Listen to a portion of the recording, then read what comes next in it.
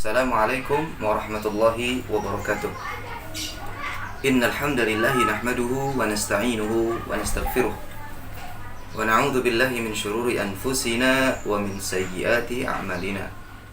Man yahdihillahu fala mudhillalah wa man yudlil fala hadiyalah. Asyhadu an la ilaha illallah wa asyhadu anna Muhammadan abduhu wa rasuluh wa la nabiyya ba'dah. Allahumma salli wa sallim ala nabiyyina Muhammad wa ala alihi wa ashabihi ajma'in. Ikhwah fillah serta akhwat yang dimuliakan oleh Allah Azza wa Jalla. Wahsy bin Harb. Siapakah beliau? Beliau adalah salah seorang sahabat Nabi sallallahu alaihi wasallam dari kalangan budak atau dari kalangan hamba sahaya.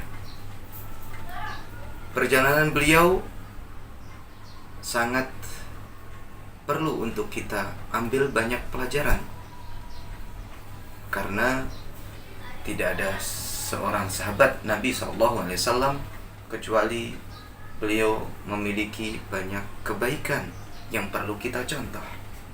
Di antaranya adalah Wahsy bin Harb. Bagaimanakah perjalanan hidup beliau?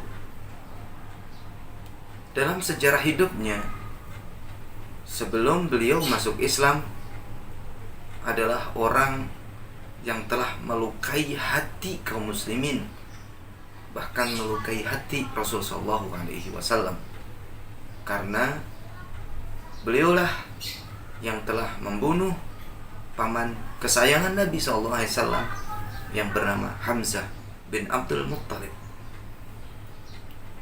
Tetapi setelah beliau masuk Islam, beliau mampu untuk mengobati luka kaum muslimin serta sakitnya kaum muslimin atau sakit hatinya kaum muslimin itu terhadap dirinya dengan membunuh orang yang jahat, yaitu orang yang mengaku sebagai nabi yang bernama Musailamah Al-Kadzab. Ikhwah dan akhwat sekalian dirahmati oleh Allah Azza wa Jalla, Hamzah bin Abdul Muttalib adalah salah seorang budak dari Jubair bin Mut'im. Jubair bin Mut'im adalah salah seorang yang kehilangan pamannya yang beliau cintai, yang bernama Tu'aimah, yang mana pamannya ini adalah yang terbunuh pada saat perang dengan kaum muslimin pada perang Badar. Sehingga Jubair bin Mut'im ini sangat menaruh dendam kepada kaum muslimin sebagaimana dendamnya kafir Quraisy yang lain, yang pada saat perang Badar, kalau nggak paman adalah anak, kalau nggak anak adalah saudara, kalau nggak saudara dari kalangan para wanita, mereka adalah kehilangan suami-suami mereka di perang Badar itu. Sehingga dendam mereka semakin kuat dan mereka ingin membalas dendam tersebut. Dan tibalah waktunya untuk membalas dendam mereka ini pada perang Uhud, yang mana pada saat itu pasukan kafir Quraisy dipimpin oleh Sufyan bin Harb. Sufyan bin Harb dengan kecerdikannya, dia ingin supaya pasukan kafir Quraisy ini semangat di dalam peperangan dan juga semangat untuk membalas dendam mereka karena telah kehilangan orang-orang yang mereka cintai di perang Badar, sehingga mereka ketika berperang tidak balik arah dan tidak meninggalkan laga peperangan hingga mereka mampu untuk membalas dendam mereka dan membunuh banyak dari kalangan kaum muslimin. Maka Sufyan bin Harb memiliki sebuah ide dengan membawa para pasukan wanita, yang mana para wanita ini adalah wanita-wanita yang beliau pilih dari orang-orang yang memang mereka kehilangan ya saudara, kemudian kehilangan orang tua, ayahnya, kehilangan anaknya, sehingga mereka juga merasa ingin ikut serta untuk membalas dendam ini. Maka berangkatlah Sufyan bin Harb bersama pasukan kaum musyrikin ini, kemudian di belakangnya adalah para wanita untuk menuju Uhud dan menyerang kaum muslimin. Para wanita yang mereka bawa itu adalah tugasnya untuk menyemangati ya, dengan nyanyian-nyanyian mereka, dengan suara teriakan-teriakan mereka, supaya orang kafir Quraisy terus maju di medan laga. Nah, pada saat itulah Jubair bin Mut'im berbicara kepada Wahsy bin Harb ini supaya ya dendamnya itu terbalaskan melalui Wahsy. Maka Jubair bin Mut'im menawarkan kepada Wahsy sebuah janji untuk bisa merdeka dari perbudakan, yaitu dengan membunuh paman Nabi SAW yang sangat dicintai, yaitu Hamzah. Ketika mendengar tawaran ini, seorang budak tentu sangat tertarik dan dia pun bersemangat untuk mencobanya. Wahsy bin Harb, seorang budak dari Yaman, seorang budak dari Habasyah, bukan dari Yaman ya, dari Habasyah, yang terkenal dengan keahlian mereka untuk melemparkan tombak, dan apabila mereka melemparkan senjatanya pasti tepat sasaran. Maka Wahsy dengan percaya diri, dia berangkat bersama kaum muslimin dengan penuh harapan untuk bisa membunuh Hamzah bin Abdul Muthalib. Dan tentu Wahsy yang seorang budak dari Habasyah ini tidak ada kepentingan terhadap peperangan ini, kecuali dia membunuh Hamzah. Ataupun dendam atau apa, tidak ada, karena tidak ada kaitannya sama sekali. Dia hanya membunuh Hamzah dan dia dapat kemerdekaan. Dan berangkatlah dia. Dan di tengah jalan, pada saat dia berangkat, dan Wahsy ini dia berjalan bersama pasukannya, tidak bersama para lelaki, tetapi dia di belakang para wanita, karena dia punya harapan besar dengan di belakang dia nanti bisa ya mengetahui bagaimana suasana peperangan, dan dia bisa mencari di mana Hamzah berada, dan dia intai, kemudian dia bunuh melalui tombaknya. Maka di tengah perjalanan dia bertemu dengan Hindun, istri Sufyan bin Harb yang pada saat itu ikut berperang. Hindun punya kepentingan karena dia ya kehilangan anak dan saudaranya pada saat perang Badar. Maka dia punya kepentingan juga ingin bagaimana bisa membalas dendam. Maka Hindun pun menyemangati Wahsy yang sedang membawa alat perang ini. Ya, dia tahu bahwasanya Wahsy ingin membunuh Hamzah, maka dia semangati, pokoknya harus terbunuh wahai Wahsy, dan kalimat-kalimat semangat yang lainnya. Wahsy pun semakin semangat, dan sampailah di laga peperangan, yaitu di Uhud. Di tengah-tengah peperangan berkecamuk, maka Wahsy pun melakukan tugasnya. Dia mengintai berada di mana Hamzah, maka dia berusaha untuk mendekati Hamzah. Hamzah dengan ciri-ciri yang sudah dikenal bersama karena pemberaninya dia, dan dikenal pada saat itu ya seorang pemberani, maka dia akan meletakkan sebuah tanda, dan tanda yang dipakai oleh Hamzah pada saat itu adalah bulu yang lembut ya di dahinya, supaya orang-orang yang bersama beliau, pasukan yang bersama beliau melihat bahwasanya itu Hamzah yang pemberani terus maju ke depan, sehingga pasukannya pun juga semangat untuk maju ke depan. Dan Wahsy pun mengintai Hamzah dengan tanda seperti ini. Dia intai sampai pada saatnya ya, Hamzah yang sedang berperang melawan orang kafir Quraisy ini, Wahsy pun mengintai ya. Ketika Hamzah sudah dekat dengan dirinya, dia pun melemparkan tombaknya, dan terkenalah ke bagian perut dari Hamzah bin Abdul Muthalib ini, sehingga mohon maaf tombaknya ini pun tembus sampai ke belakang. Karena mendapatkan lemparan tombak dan mengenai ke perutnya, akhirnya Hamzah pun sempoyongan. Dan sempat dia melihat siapa yang melemparkan tombak itu. Dia lihat yang melemparnya adalah Wahsy. Dia pun berusaha untuk mendekati Wahsy, tapi karena kondisinya yang sudah tidak memungkinkan lagi dia untuk bisa mempertahankan hidup, akhirnya dia pun tersungkur mati dalam keadaan syahid. Hamzah bin Abdul Muttalib. Wahsy melihat kondisi seperti ini, dia pun tidak langsung mendekati Hamzah, tetapi dia ingin meyakinkan dulu apakah Hamzah sudah benar-benar meninggal.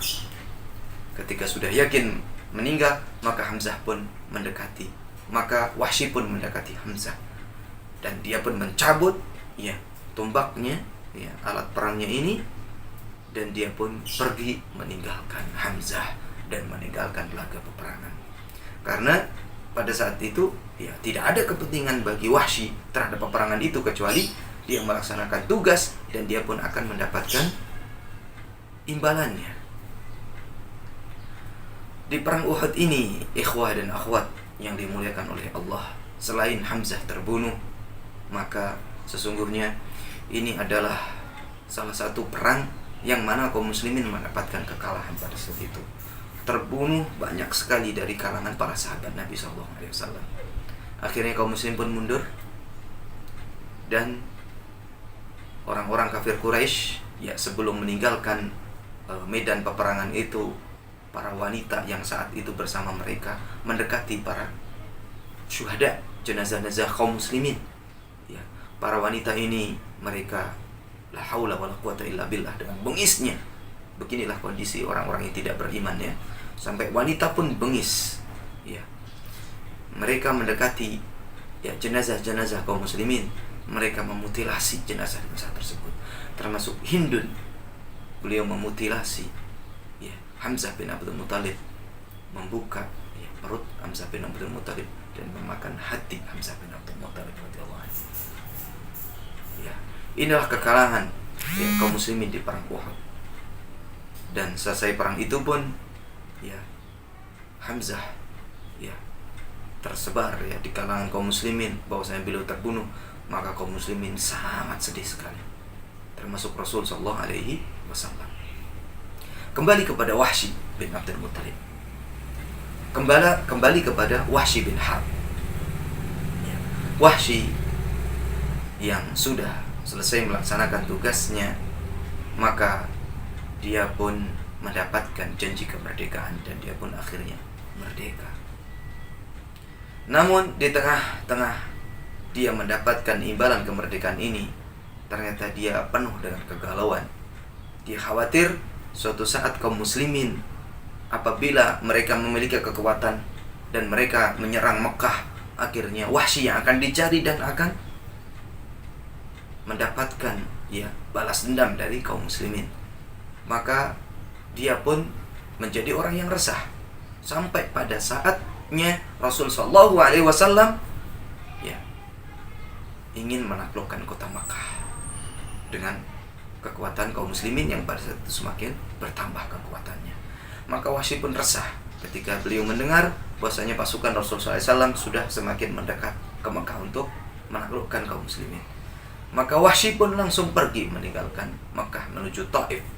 Dia mencari tempat yang jauh supaya ketika kaum muslimin sudah berada di Makkah, dia tidak dicari dan tidak dibunuh. Akhirnya setelah sampai di Taif dan Rasul sallallahu alaihi wasallam menaklukkan kota Makkah, ternyata orang-orang Taif pun mengikrarkan untuk mereka sepakat seluruh penduduk Taif untuk masuk Islam dan bersyahadat di hadapan Rasul sallallahu alaihi wasallam. Wahsy semakin sempit posisinya. Di Mekah dia lari ke Taif, ternyata sampai di Taif pun dia mendapatkan hal yang sama. Dia tidak bisa berbuat apa-apa. Tetapi di tengah-tengah keresahan ini ada seseorang yang menenangkan Wahsy bahwa dia tidak usah galau dan dia tidak usah pergi. Padahal rencananya dia ingin pergi ke Yaman atau pergi ke Syam, yang mana di situ dia mendapatkan keamanan. tapi ternyata ada orang yang menghibur dia dan menenangkan dia bahwasanya dia tidak usah resah. Karena tidak ada orang yang akan dibunuh oleh Rasulullah SAW apabila sudah bersyahadat. Walaupun dia memiliki sejarah kelam, telah membunuh juga kaum muslimin sebelumnya. Maka Wahsy pun mendapatkan informasi seperti ini, dia pun tenang. Akhirnya dia pun menuju Yathrib, menuju kota Madinah, ingin menemui Rasulullah SAW dan bersyahadat di depannya. Sampainya di kota Yathrib, beliau mendapati Rasulullah SAW sedang melaksanakan sholat di Masjid Nabawi. Beliau pun menunggu sampai Rasulullah SAW selesai sholat, dan di belakang Rasulullah SAW sambil merasa bersalah, beliau mengatakan, Asyhadu an la ilaha illallah wa asyhadu anna Muhammadar Rasulullah. Mendengar ada orang yang bersyahadat di belakang, maka Nabi SAW pun langsung membalikkan tubuhnya dan ingin melihat siapakah yang bersyahadat. Ternyata yang bersyahadat yang di belakangnya tadi adalah Wahsy. Untuk meyakinkan, beliau pun bertanya, apakah Anda Wahsy? Wahsy pun menjawab, iya wahai Rasulullah SAW, saya adalah Wahsy. Rasulullah SAW sejenak ingin mendengar dari Wahsy bagaimana dia berhasil membunuh Hamzah bin Abdul Muttalib, pamannya yang beliau cintai. Maka berceritalah Wahsy dengan apa yang telah dia lakukan, sambil merasa bersalah sekali dengan apa yang sudah dia lakukan. Dia sudah merasa melakukan kesalahan yang besar sekali terhadap Rasulullah SAW. Tetapi ya, apa yang sudah terjadi, maka itu tidak bisa untuk diulangi kembali. Setelah mendengarkan cerita dari Hamzah bin Abdul Muttalib ini, Rasul pun mengatakan kepada Wahsy. Setelah mendengarkan cerita dari Wahsy bin Harb ini, maka Rasulullah SAW mengatakan kepada Wahsy, wahai Wahsy, setelah ini ya, jangan pernah lagi saya melihat kamu ya. Maka berusahalah kamu supaya ya, saya tidak melihat kamu lagi. Maka Wahsy pun berusaha agar Rasulullah SAW tidak melihat beliau. Dia berusaha. Apabila Rasulullah SAW yang ada, beliau pun menghindar. Apabila Rasulullah SAW berserta para sahabatnya, maka beliau pun berlindung di balik tubuh-tubuh para sahabat ini agar dia tidak dilihat oleh Rasulullah SAW. Sampai masa hidup Rasulullah SAW berakhir, sampai Rasulullah SAW dipanggil oleh Allah. Sehingga Wahsy ya, selama hidup Rasulullah SAW dan dia selama masuk Islam ya, tidak pernah ya, terlihat oleh Rasulullah SAW. Dan beliau pun hidupnya masih panjang sampai pada masa kekhilafahan Abu Bakar. Dan di masa kekhilafahan Abu Bakar ini ya, terjadi pembangkangan ya, orang-orang murtad banyak sekali. Bahkan ada sebuah fenomena yang sangat menyakitkan, yaitu munculnya orang-orang yang mengaku sebagai seorang nabi. Di antara adalah Musailamah al-Kadzdzab. Dan Musailamah al-Kadzdzab ini di masa Abu Bakar memiliki kekuatan yang amat besar. Dengan dia mengakui seorang nabi, kemudian dia memiliki tipu muslihat, perdukunan dan lain sebagainya, seperti Al-Aswad Al-Ansi ya, kurang lebih ya. Maka pengikutnya pun juga banyak. Maka Abu Bakar pun ya, berusaha untuk menumpas Musailamah al-Kadzdzab, dan beliau pun membentuk pasukan dan beliau mengirim pasukan itu untuk menghadapi Musailamah al-Kadzdzab. Dan yang ikut berperang pada saat itu adalah Wahsy bin Harb. Dia memiliki kesempatan.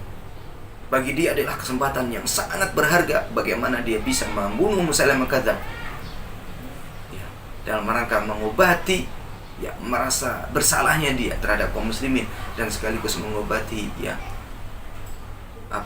sakit hatinya mereka terhadap Wahsy.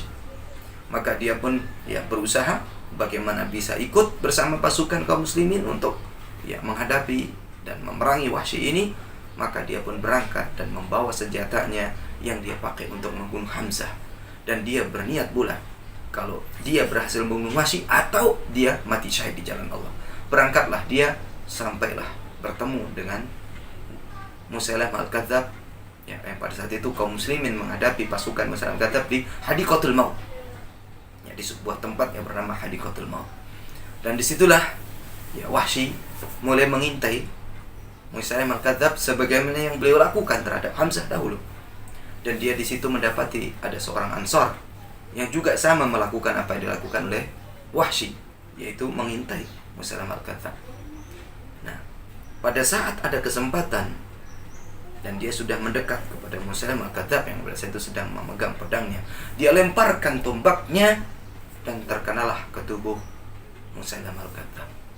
Ketika Musailamah al-Kadzdzab tertancap pada tubuhnya tombaknya Wahsy ini, maka orang Ansor itu pun langsung loncat dan mendekat kepada Musailamah al-Kadzdzab, dan dia langsung tebas lehernya Musailamah al-Kadzdzab dan matilah Musailamah al-Kadzdzab.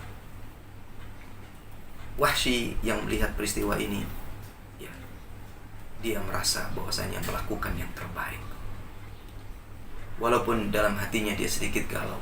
Ya. Kegalauannya adalah apakah benar-benar dia yang membunuh Musailamah al-Kadzdzab ataukah orang Ansor? Yang pasti adalah Musailamah al-Kadzdzab meninggal di hadapan dia, dan dia sudah melakukan, ya, usaha untuk membunuh Musailamah al-Kadzdzab dengan tombak dia yang dia lemparkan kepada Musailamah al-Kadzdzab. Akhirnya dia pun terbunuh, ya, dan mati di hadapannya.